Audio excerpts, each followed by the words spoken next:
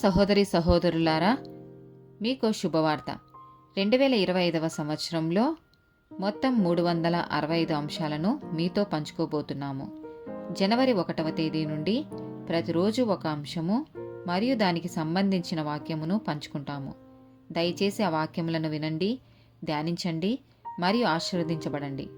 దయచేసి సబ్స్క్రైబ్ చేయండి మరియు మీ స్నేహితులతో పంచుకోండి. ధన్యవాదాలు.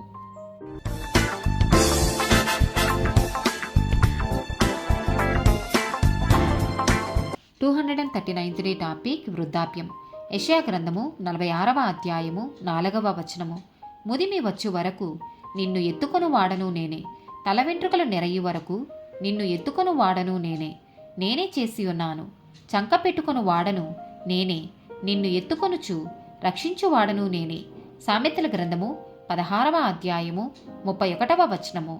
నెరసిన వెంట్రుకలు సొగసైన కిరీటము, అవి నీతి ప్రవర్తన గల వానికి కలిగియుండును. సామెతల గ్రంథము 20వ అధ్యాయము 29వ వచనము.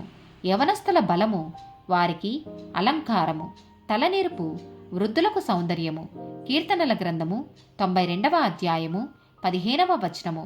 వారు ముసలితనమందు ఇంకా చిగురు పెట్టుచుందురు, సారము కలిగి పచ్చగా నుందురు. లేవియా కాండము 19వ అధ్యాయము 32వ వచనము.